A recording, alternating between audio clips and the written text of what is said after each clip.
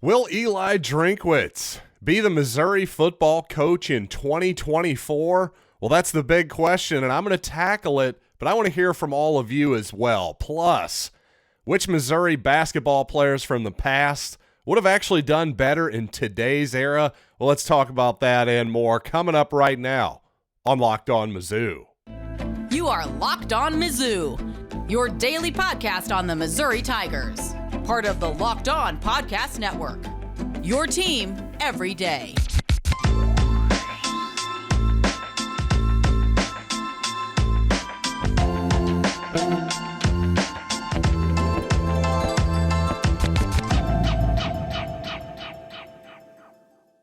Hey, all you true sons and daughters, I'm John Miller, your Mizzou mafioso and the central scrutinizer of Missouri Tigers football and basketball. Thanks for sending a friend over to LockedOnMizzou.com to find all your pertinent links to YouTube and wherever you find, of course, finer audio podcasts. And you know what? I thought today would be a good day, for whatever reason, just my gut feeling, to talk about the bottom line for Missouri this coming season. We all know Eli Drinkwitz is going to be the coach in 2023, no doubt about that. But 2024, I think that's an open question at this point. And if you're a betting man, I'm not even talking about what you want to happen. If you had to bet a significant chunk of change one way or the other, do you think Eli Drinkwitz is Missouri's coach in 2024 to open that campaign, yes or no? Well, I got to be honest, I posed this question to my Mizzou mail group, and I was leaning toward no. I had to force myself to say no, to be really honest. But I was actually heartened to see that the vast majority of the rest of my group was betting on yes, because quite frankly, even though at least that day I was leaning toward the no answer, I'd much rather the answer is yes. I'd much rather, of course, that everything goes right next season for Missouri. Maybe they go 8-4, 9-3, something like that, and everything is all good. And hopefully this seems like a ridiculous question to even ask here this time next season. But we also have to be realistic. Let's look at the other side of the equation, because this certainly is a big season for Drinkwitz one way or the other.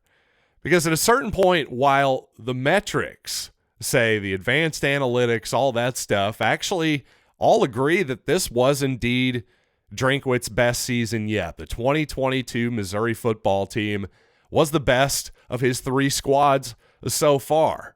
But it didn't show up in the record book, did it? Once again, another 500 campaign, and for the second straight year, another bowl loss. So you're looking at actually a losing record if you include the bowl for 2 straight years.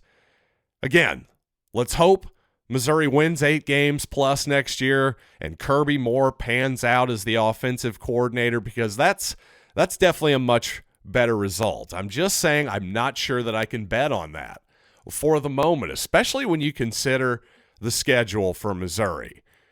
Let's break it down really simply. We're looking at almost sure wins, sure losses, and toss-ups, right? You can basically look at it like that. So Missouri starts off the season at home against South Dakota and Tennessee and Middle Tennessee, I'll give them a couple wins there for sure. But then you got Kansas State in week 3. I mean, can we really say that was a toss-up? I'm going to have to put that probably in the likely loss column, folks. I hate to say it. Let's just be realistic about it. Now, Memphis at the Dome, a solid team. By the way, guess who we're going to be playing against in Memphis this coming fall? None other than former Missouri receiver Towski Dove, who via the transfer portal fell out of the portal and wound up in Memphis, Tennessee. So we'll see Towski at the Dome at America's Center on September 23rd next year. But Memphis is a solid team, but I still got to give Missouri a likely victory there. And I'll even be kind and give Missouri a likely victory against Vanderbilt. Okay? Even though at Vanderbilt, it was a little tricky a couple years ago. Certainly it was tricky last year at Faurot Field too, for as much as we want to talk about the games that Missouri could have won. Well, they pretty easily could have lost that Vanderbilt game if a couple things go the other way there too. But you know what? I'm feeling generous, and I am an optimistic Tiger fan. So I'll say sure, Vanderbilt, that'll get Missouri to 4 likely victories. And I got to say, in terms of if you're looking for any likely victories, well, that's it. Now at best, you're saying toss-ups on the rest of this schedule. Listen to this.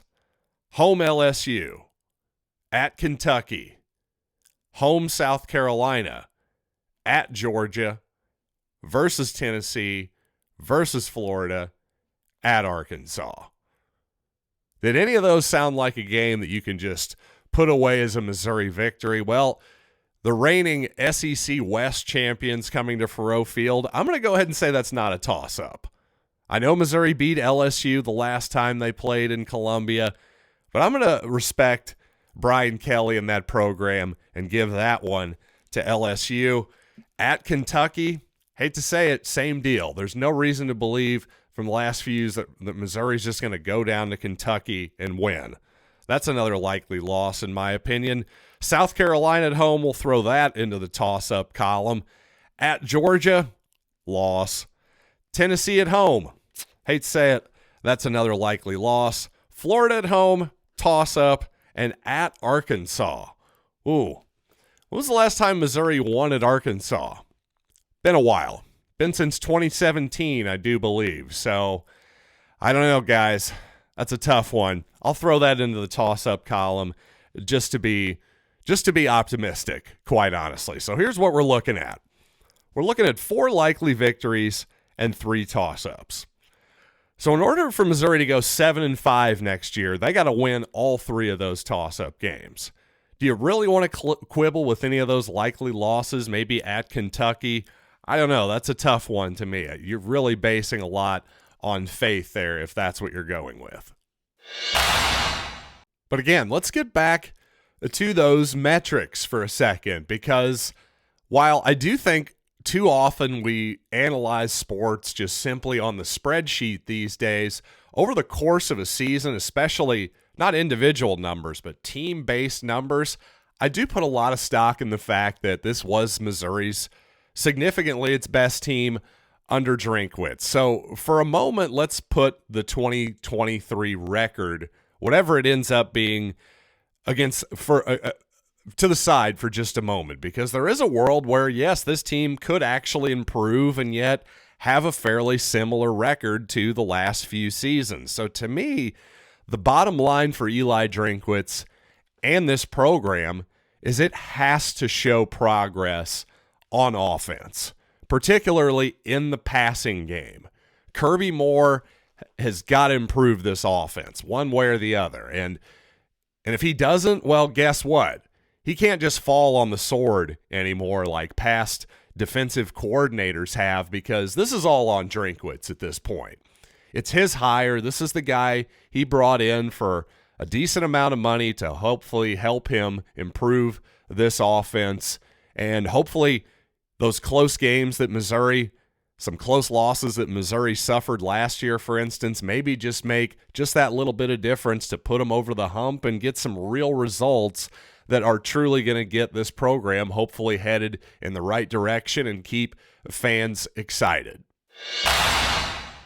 And coming up, well, I think we can be pretty sure that Dennis Gates is going to be around next year, right? A nice start for Missouri, despite the last couple games. And really, the style that Missouri under Gates has played so far has been kind of a reflection of where pro basketball has been going for a few years now. So I like that trend for sure, but it also got me thinking, there's some Missouri players from the past, 3 in particular, who had excellent careers overseas. I think actually if they were just a little bit younger and happened to be in this era instead, well, I actually think there's a good chance that those guys are NBA players. And I want to talk about that threesome coming up. But first, I want to tell you about Built Bar, because this time of year, of course, we've finally pushed through the holidays, and the last thing you want to do is just keep packing on the calories and the sugar and all that nonsense.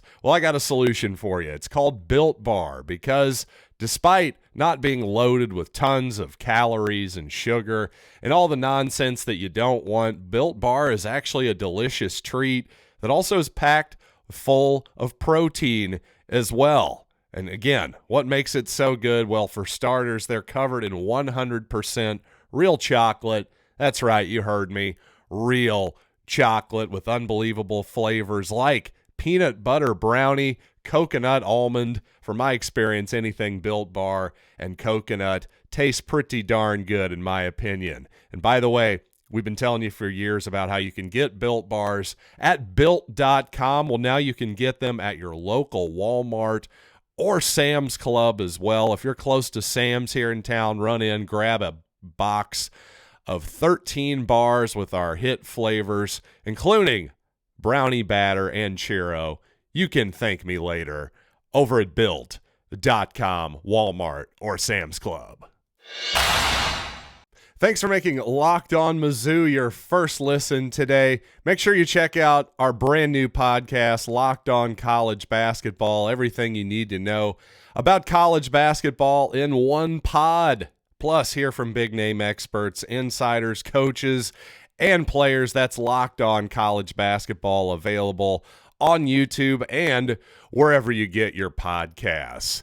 And, of course, you always come to me for college basketball as well, right? I've been watching the sport for decades and decades and decades now, officially as a 40-year-old man.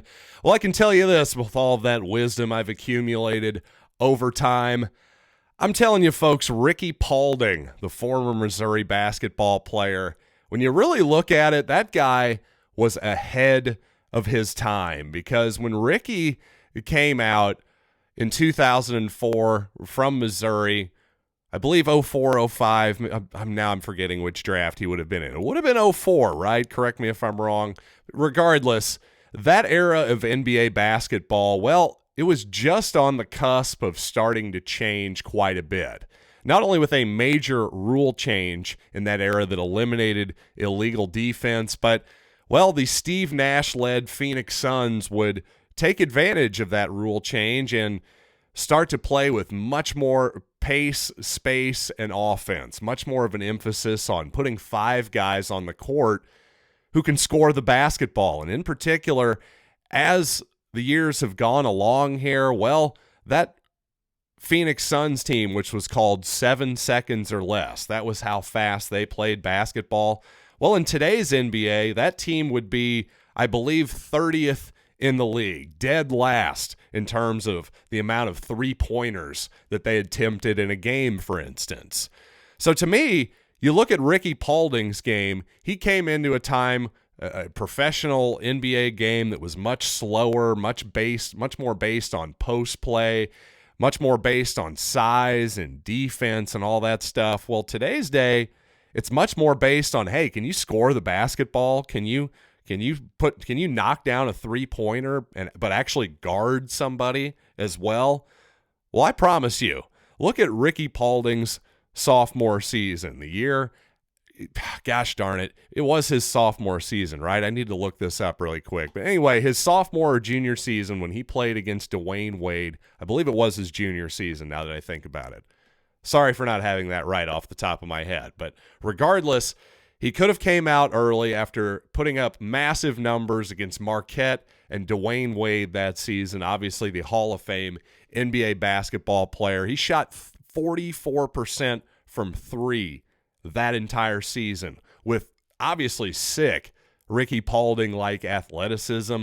Yeah, we could have turned him into a pretty good pro-level defender too. I'm sure he figured out how to play defense considering what an excellent player he was overseas for years. He's exactly the type of player that if you transported, again, him in time, that guy 20 years ahead to today, to me, there's no doubt he's a first-round pick. I think you could also say much the same thing about a guy who came, 7 to 10 years later or so, Marcus Denman. I think the same thing with him. Yes, he was drafted by the San Antonio Spurs, obviously a really smart team. But the Spurs didn't totally change their style of play until, again, just a few seasons after Marcus Denman was drafted. And then the Spurs were sort of on the vanguard when they won their last championship with Tim Duncan. Well, really, they were on the vanguard of actually playing this fast pace, shoot a lot of threes, get guys who can move the ball and actually do something with the basketball instead of just, putting big stiffs in the paint, which is a lot of what the era of the NBA I grew up on. Also, a guy who came even earlier than Ricky Paulding. You're telling me Melvin Booker, as good of a ball handler and shooter as he was, that his particular skill set wouldn't have been valued in today's game more than it was back in the mid-90s? I don't think there's any question about that. You see, back then, the idea was, well, you can't have smallish guards. They'll get eaten alive. Well, these days, the idea is, hey, you can't have guards who can't play. Melvin Booker could play.